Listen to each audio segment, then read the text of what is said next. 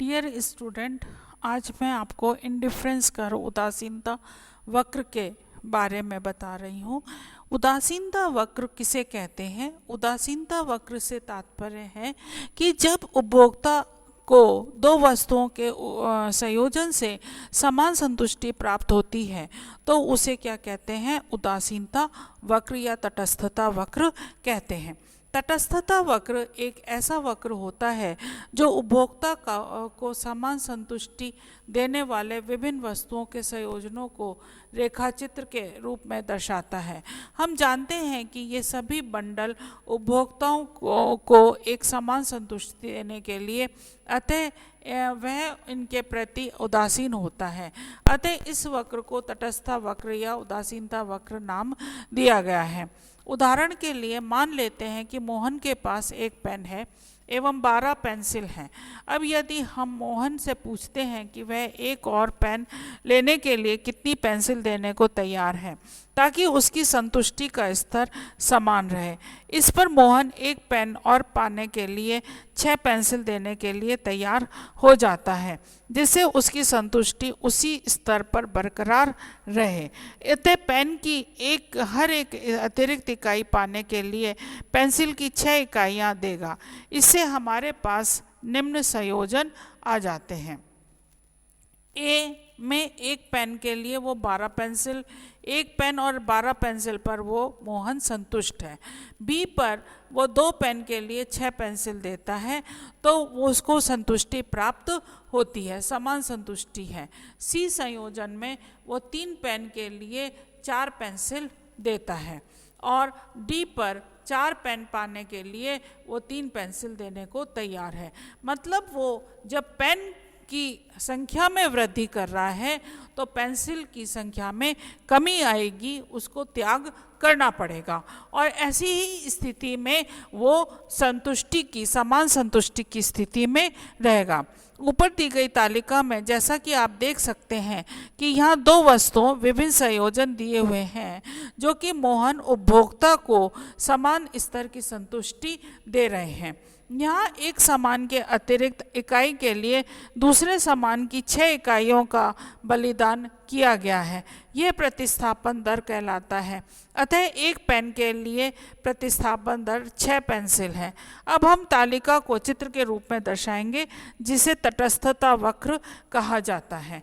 अब आप ये देखिए ए बी सी डी 4 संयोजन हैं और 4 संयोजन में एक्स एक्सिस पर हमने पेन की इकाइयाँ ली हैं और वाई एक्सिस पर पेंसिल की इकाइयाँ ली हैं। यदि उपभोक्ता एक इकाई पेन की बढ़ाता है तो उसे पेंसिल की इकाइयों का त्याग करना पड़ता है और ए बी सी डी चारों पर तटस्थता वक्र समान है। मतलब उपभोक्ता हमेशा तटस्थ रहेगा, उसे समान संतुष्टि प्राप्त होगी। जैसा कि आप दिए गए चित्र में देख सकते हैं कि यह तालिका में दिए गए संयोजनों को दर्शा रहा है। वे ऐसे संयोजन हैं जिनके प्रति उपभोक्ता तटस्थ है, अतः यह तटस्थता वक्र कहलाता है। अब इसके बाद आता है तटस्थता मानचित्र, इंडिफरेंस कर्व डायग्राम। यह जब चित्र में एक से ज़्यादा तटस्थता वक्र दर्शाए जाते हैं तो इसे तटस्थता मानचित्र कहा जाता है। ये उपभोक्ता के संतुष्टि के विभिन्न स्तरों को दर्शाते हैं। नीचे दिए गए चित्र में आप तटस्थता मानचित्र का उदाहरण देख सकते हैं। इसमें IC1, IC2 और IC3 हैं। X पर X वस्तु और Y पर Y वस्तु है। तो इसमें गलत है थोड़ा सा, Y पर X वस्तु दिखाई गई है और X पर Y वस्तु दिखाई गई है। आप इसको भी मान सकते हैं और इसको उल्टा भी कर सकते हैं। तो IC1, IC2 और IC3 है तो IC1 से IC2 अधिक संतुष्टि को दर्शाता है और IC2 से IC3 पर और अधिक संतुष्टि मिलती है क्योंकि उपभोक्ता को जो मात्रा है X वस्तु और Y वस्तु की वो IC1 से IC2 पर अपेक्षाकृत अधिक मिलेगी और IC2 से IC3 पर और अधिक मिलेगी, इसलिए उपभोक्ता अधिक संतुष्टि प्राप्त करेगा। जैसा कि आप ऊपर दिए गए चित्र में देख सकते हैं, यहाँ 3 विभिन्न तटस्थता वक्र दे रखे हैं जो कि उपभोक्ता के विभिन्न संतुष्टि दरों को दर्शा रहे हैं। यहाँ उच्च तटस्थता वक्र का मतलब है उच्च स्तर की संतुष्टि। अतः उपभोक्ता उच्च वक्र को तवज्जो देगा। IC2 के जितने भी संयोजन होंगे वो IC1 के संयोजन के मुकाबले ज़्यादा संतुष्टि देंगे, उसमें वस्तु की ज़्यादा संख्या होगी, इसलिए वो क्या करेंगे, अधिक संतुष्टि प्रदान करेंगे। तटस्थता वक्र के गुण। एक तटस्थता वक्र की ढलान नीचे दाईं ओर होती है। नीचे दाईं ओर क्यों होती है? क्योंकि जैसा कि मैंने आपको पहले बताया कि जब एक वस्तु की मात्रा में वृद्धि होगी तो दूसरी वस्तु का त्याग करना पड़ेगा, तभी प्रतिस्थापन की दर होने के कारण उसमें जो ढलान है वो बाईं से दाईं ओर झुकती हुई होती है। इसकी ढलान का यह अभिप्राय है कि जब एक वस्तु का उपभोग बढ़ाया जाता है तो दूसरी वस्तु का कम होता है। जैसा कि आप चित्र में देख सकते हैं कि जब X वस्तु का उपभोग बढ़ाया गया तो Y वस्तु का उपभोग कम हो गया, जिसके कारण ढलान बाईं से दाईं ओर झुकती हुई होती है, A से B की ओर झुकेगा। इसके बाद आता है तटस्थता वक्र हमेशा मूल बिंदु के उत्तल होता है, कॉन्वेक्स टू द ओरिजिन होता है।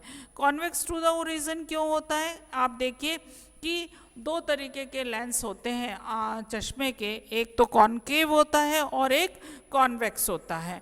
कॉन्वेक्स का ढलान मूल बिंदु पर की ओर होता है, इसलिए होता है क्योंकि जब उपभोक्ता एक वस्तु की मात्रा में वृद्धि करता है तो दूसरी वस्तु की मात्रा में कमी करता है, और जब दूसरी वस्तु की मात्रा में कमी करेगा तो वो कौन से दर पर होगी? प्रतिस्थापन की दर घटती हुई होगी, और जब प्रतिस्थापन की दर घटती हुई होगी तो उपभोक्ता को का जो वक्र है, उदासीनता वक्र है, वो मूल बिंदु के उत्तल होगा।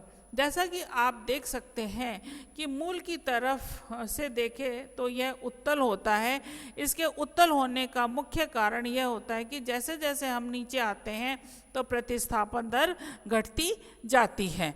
इसके बाद आता है लास्ट पॉइंट, तटस्थता वक्र कभी एक दूसरे को प्रतिच्छेदित नहीं करते, मतलब एक दूसरे को नहीं काटते। आप डायग्राम में देखिए A और B बिंदु IC1 और IC2 A पर संतुष्टि कम मिल रही है और B पर अधिक मिल रही है। जैसा कि हमने पहले भी पढ़ा है कि IC1 की अपेक्षा IC2 पर संतुष्टि उपभोक्ता को अधिक मिलती है, परंतु C बिंदु पर समान संतुष्टि प्राप्त हो रही है क्योंकि C बिंदु पर IC1 IC2 एक दूसरे को काट रहे हैं। तो ऐसा संभव नहीं हो सकता कि दोनों बिंदुओं पर समान संतुष्टि प्राप्त हो। जैसा कि ऊपर चित्र में दिखाया गया है, ऐसी स्थिति संभव नहीं है, क्योंकि ऐसा इसलिए होता है क्योंकि जैसा कि हम जानते हैं कि उच्च वक्र पर वस्तुओं के उच्च संयोजन होते हैं एवं उच्च संतुष्टि प्राप्त होती है, लेकिन यदि वो दो वक्र प्रतिच्छेदित करते हैं, एक दूसरे को काटते हैं, तो इस स्थिति में दो वक्रों पर समान स्तर की संतुष्टि होगी, जो संभव नहीं है, क्योंकि C बिंदु पर IC1 और IC2 एक दूसरे को काट रहे हैं और उस बिंदु पर समान संतुष्टि हो, ऐसा संभव नहीं होता। और इसको एक और दृष्टि से यदि देखें तो आप देखेंगे कि C बिंदु के ऊपर IC1 IC2 से ऊपर है और IC2 IC1 से नीचे है।